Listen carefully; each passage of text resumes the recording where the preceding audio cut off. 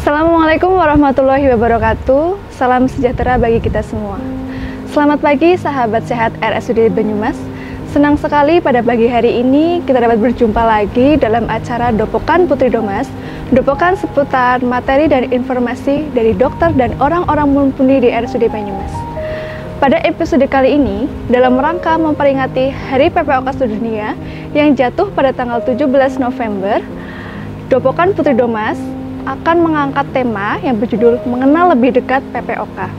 Untuk saat ini sudah hadir di samping saya ini ada narasumber yang luar biasa, orang yang sangat ahli dalam bidangnya. Luar biasa. Siapa lagi biasa kalau juga. bukan Dr. Wahyu Mustadi, spesialis paru MKes FPSR. Selamat pagi dokter. Selamat pagi Mbak Indah. Oke. Sur. Bagaimana keadaan hari ini dok? Baik ya dok? Alhamdulillah sehat. Alhamdulillah. Mbak Sur gimana, sehat? Alhamdulillah Ya. saya juga dok.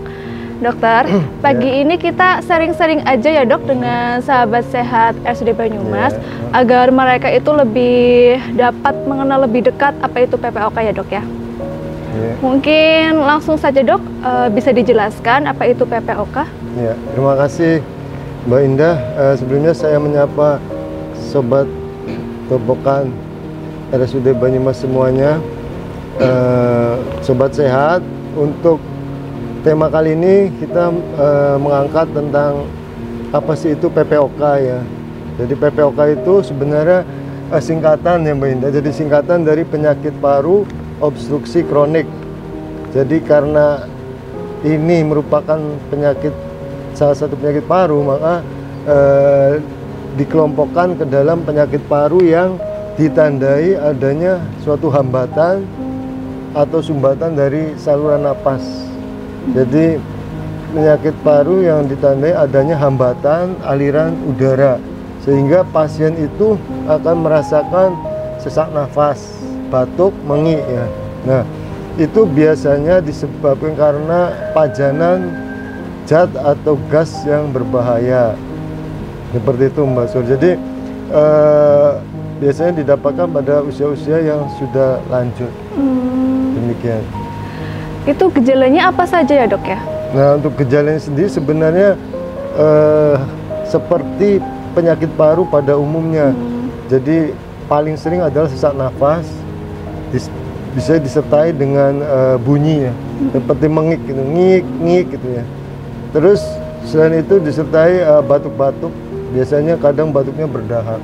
Jadi secara keseluruhan sih mirip-mirip dengan penyakit paru lain. Oh iya. Seperti itu. Itu kan sesak nafas gitu ya dok ya, bunyi mengi. Iya. Itu biasanya penyebabnya karena apa ya dok PPOK ini?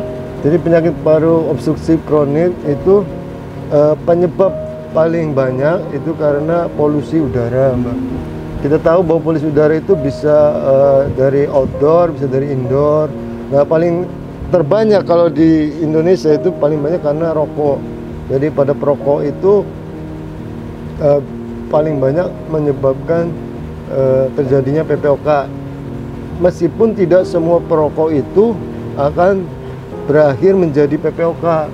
Itu hanya secara penelitian epidemiologi itu hanya 15-20% perokok bisa terkena penyakit PPOK. Dan tapi tidak semua penyakit PPOK itu dari perokok, jadi bisa jadi dari orang yang selain perokok gitu Mbak. Iya. Nah, paling sering selain perokok misalnya karena pekerjaan yang berhubungan dengan debu, kemudian asap gitu. Misalnya pada orang-orang yang bekerja di pabrik kayak seperti pabrik semen, pabrik industri, atau pekerja-pekerja bangunan yang sering terpapar debu misalnya atau polusi. Nah, kalau pada polusi indoor itu paling sering di kita itu zaman dulu ya itu ibu-ibu yang memasak pakai kayu bakar. Jadi bukan masalah kayu bakar yang nggak boleh ya, tapi asap yang ditimbulkan di dapur, karena kan biasanya dapurnya sempit. Nah, padahal memasak itu kan butuh waktu berjam-jam, ada sejam minimal ya. Dalam waktu berhari-hari, nah itu sama aja dengan merokok, paparannya terus menerus. Jadi intinya penyebab PPOK itu paparan zat yang berbahaya, bisa polusi udara, bisa rokok dan lain-lain itu dalam waktu yang lama, Mbak. Jadi tidak bisa hanya terpapar sebentar itu biasanya tidak. Jadi harus dalam waktu lama dan terus menerus itu continue. Nah itu berisiko besar untuk terjadinya PPOK. Jangka panjang ya. Jadi perlu waktu jangka panjang. Kayak perokok pun butuh waktu 20 tahun, 30 tahun nanti baru akan mulai muncul gejala PPOK. Jadi kalau perokok baru setahun, 2 tahun, 3 tahun itu jarang sekali yang dan hampir tidak ada jadi PPOK. Karena kalau misalnya setahun 2 tahun perokok langsung kena PPOK, saya rasa nggak ada yang mau merokok. Ya seperti itu. Nah dokter, untuk mengetahui bagaimana pasien itu terkena PPOK, itu selain dari gejala-gejala yang muncul, itu bisa dilakukan apa lagi dok? Ya jadi kalau di rumah sakit kita ini kan sebenarnya sudah alat diagnostiknya sudah lengkap ya Mbak Indah. Jadi pada umumnya semua penyakit kan kita dari gejala ya. Pertama dari gejalanya. Jadi gejalanya pada pasien PPOK sudah saya jelaskan tadi, biasanya ada sesak nafas. Sesak nafas ini bisa disertai sesak pada waktu aktivitas maupun sesak pada saat istirahat. Nah itu kalau pada PPOK yang derajat berat itu dia pada saat istirahat pun aktivitas sesak, istirahat sesak gitu. Nah itu terus kemudian di samping itu dari gejala lain seperti mengi, kemudian dari tadi ada batuk-batuk lama. Gejala itu ditambah dengan resiko tadi. Jadi gejala 3 itu sesak, batuk, mengi disertai merokok misalnya dalam waktu lama. Nah itu kita udah curiga nih, oh ini jangan-jangan PPOK gitu. Nah setelah itu kita lakukan pemeriksaan fisik. Biasanya didapatkan pada suara parunya juga mengik ya. Jadi kayak karena adanya sumbatan, jadi saluran napasnya kan menyempit sehingga akan menimbulkan bunyi seperti ngik-ngik. Nah itu. Nah kemudian kita lakukan biasanya ronsen toraks ya, ronsen dada. Biasanya ditemukan bisa gambaran bronkitis, bisa juga gambaran emfisema. Emfisema itu jadi parunya penuh darah jadi kelihatan hitam. Nah tapi untuk pemeriksaan gold standarnya untuk PPOK ini itu dengan pemeriksaan spirometri. Jadi spirometri itu pasien diminta untuk melakukan tiup dengan alat ya, jadi dia tiup sekuatnya, itu namanya pemeriksaan valve paru. Nah itu untuk mengetahui seberapa fungsi paru yang masih ada itu, apa ada tanda-tanda obstruksi atau tidak juga bisa dilihat. Nah itu dengan spirometri, dan kita sudah ada alatnya Mbak, begitu ya. Jadi mungkin itu untuk menegakkan diagnostik, misalnya di hasil pemeriksaan spirometrinya itu kurang dari 70% misalnya, VEP1 per KVP itu istilahnya, itu berarti dia ada tanda obstruksi Mbak. Nah itu kita bisa menyimpulkan bahwa pasien tersebut positif atau diagnostik pastinya ke arah PPOK. Berarti pakai itu ya dok ya, pemeriksaan spirometri ya dok ya? Spirometri, lebih akurat ya dok ya? Ya itu untuk gold standarnya. Nah untuk pengobatannya sendiri itu seperti apa dok? Nah untuk PPOK sendiri kan sebenarnya ada terapinya, ada melalui berbagai pendekatan, bisa farmakologis maupun non farmakologis ya Mbak. Kalau untuk farmakologis sendiri kita pisahkan dulu ini pada saat stabil atau pada saat serangan, itu beda untuk tata laksananya ya. Jadi kalau pada pasien-pasien PPOK yang stabil itu biasanya kita menggunakan controller atau yang inhaler, inhaler itu untuk mengontrol supaya tidak sering eksaserbasi atau kambuh seperti itu Mbak. Jadi ditambah di samping obat-obat pelega ya, seperti ya contohnya salbutamol, aminopilin dan lain-lain. Berarti ada tambahan inhaler ya dok ya? Inhaler itu untuk mengontrol ya, supaya tidak sering kambuh. Oh ya. Nah dok, tadi dikatakan kalau PPOK itu ada gejala sesak nafas ya dok. Seperti yang kita ketahui kan banyak juga masyarakat yang terkena asma, itu kan juga sesak nafas. Itu cara membedakannya gimana dok antara PPOK dan asma itu?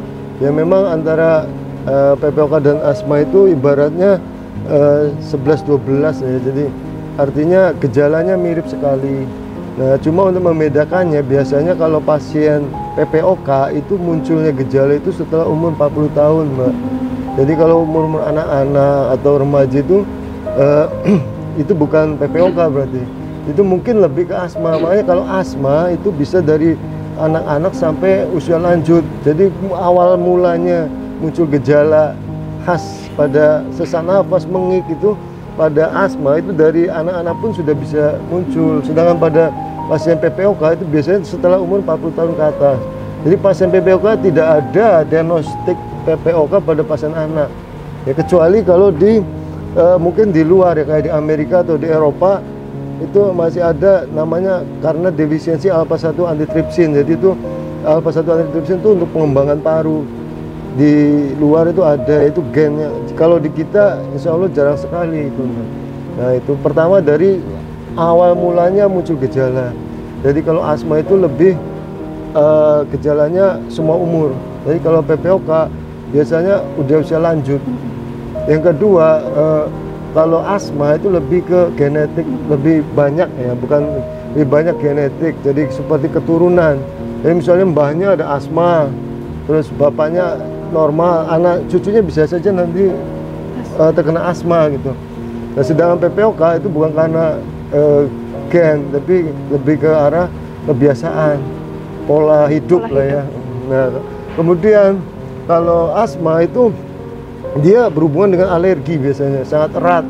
Jadi kayak misalnya dia punya alergi makanan, alergi misalnya makan sesuatu gatal gitu kan, itu kadang punya juga asma. Jadi biasanya ada hubungannya dengan alergi, sedangkan PPOK itu tidak ada hubungannya. Nah, kemudian untuk pengobatannya, kalau untuk asma itu lebih respon. Jadi kalau misalnya di IGD kan ya, pasien datang sesak diuap misalnya ya, itu kalau asma langsung membaik, langsung benar-benar seperti orang sehat lagi. Tapi kalau PPOK itu tidak serta-merta langsung sehat, langsung enak gitu ya. Butuh waktu ya, butuh Dok waktu. ya. Nah itu jadi hampir mirip penyakit ini, gejalanya hampir mirip, cuma kalau diperiksa lebih lanjut memang banyak perbedaannya, Mbak.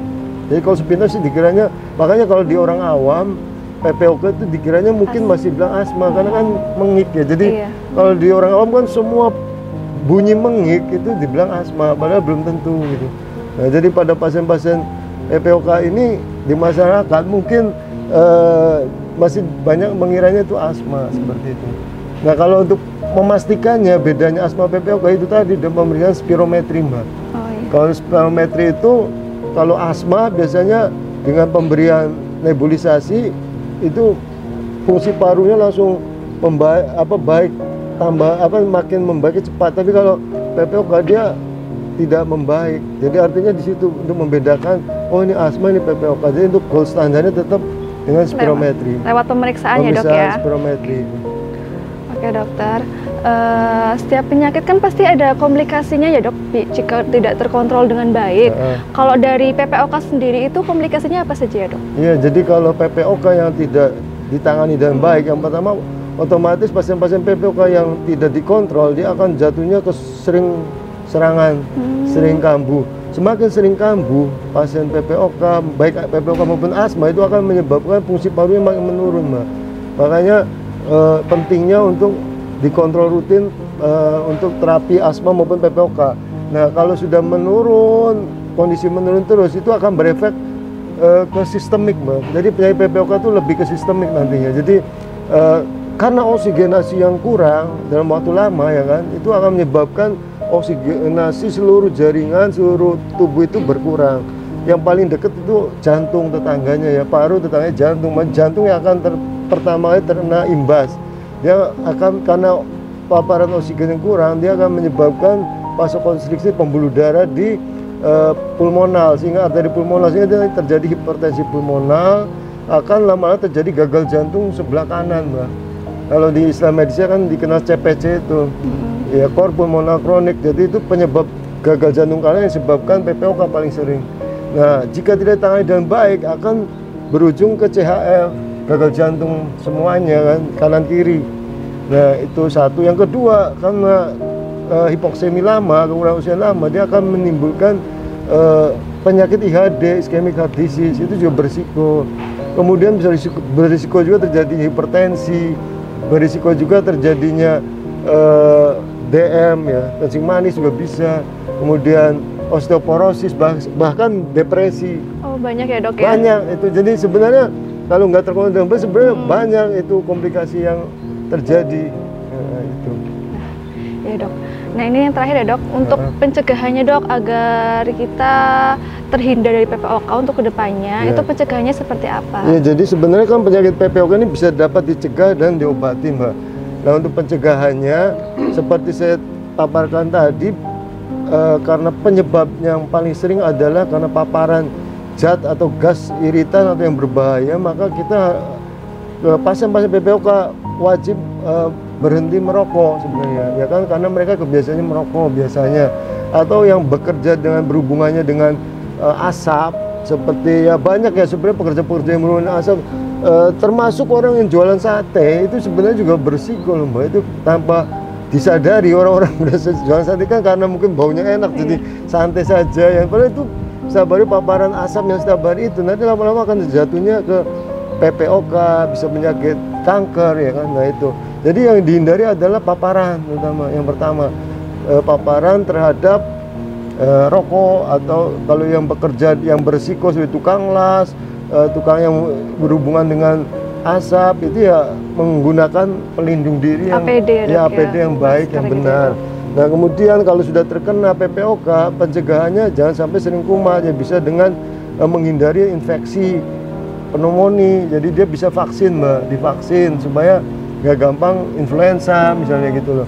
Karena kalau pasien PPOK kena influenza dia berisiko kambuh serangan. Nah di samping itu olahraga penting Mbak, olahraga itu untuk melatih fungsi-fungsi otot nafas, kemudian termasuk untuk kekuatan otot ekstremis, karena pasien-pasien PPOK yang tidak dikontrol atau yang berat derajat itu bisa berefek ke gangguan dari otot-otot ekstremitas, jadi dia akan lemes, akan makin lama makin tidak bisa jalan seperti itu. Jadi pertama hindari paparan terhadap asap atau debu ya kan. Yang kedua vaksin kalau bisa, kalau yang udah terkena PPOK, terus olahraga, terus makanan yang bergizi lah, ya mungkin itu. Ya, jadi kalau seseorang terkena PPOK dengan motif gejala-gejala yang tadi disampaikan, paling langsung konsultasi aja dok ya, biar bisa tertangani dengan cepat. Iya, karena jika sampai tidak ketahuan, maka dia resikonya komplikasi tadi, makanya lebih baik diperiksakan sedini mungkin lah. Iya. Biar tidak ada komplikasi yang tidak diinginkan ya dok ya. Sampai sudah komplikasi baru datang, ya biasanya agak susah penanganannya seperti itu. Terus juga rajin menjaga pola makan ya dok ya, untuk yang terpapar asap itu mungkin kayak pekerjaan sehari-hari ya dok ya, mungkin bisa dihindari pakai masker gitu-gitu ya dok itu ya. Makanya kadang kita tanpa sadari di masyarakat kan kadang kita nggak paham orang asap asal bakar-bakar sampah, kadang kan gitu. Banyak pasien saya juga yang gitu hobinya bakar sampah Mbak, jadi dia seneng ngumpulin terus dibakar, padahal itu efeknya ya kurang bagus. Ya udah, baik, terima kasih dok. Mungkin sampai di sini aja dok. Terima kasih atas waktunya, atas penjelasannya, atas materi yang sudah disampaikan dari awal tadi itu PPOK sampai dengan pencegahannya. Mudah-mudahan materi yang telah disampaikan tadi dapat bermanfaat untuk sahabat sehat semuanya dok ya. Terima kasih untuk sahabat sehat RSUD Banyumas yang telah mengikuti acara Dopokan Putri Domas ini. Mari ikuti dopokan-dopokan selanjutnya dengan tema atau pemateri yang berbeda. Bagi sahabat sehat yang ingin mengusulkan tema atau pemateri pada dopokan selanjutnya dapat ditulis di kolom komentar bawah. Dan jangan lupa untuk like dan subscribe. Terima kasih. Wassalamualaikum warahmatullahi wabarakatuh. Waalaikumsalam.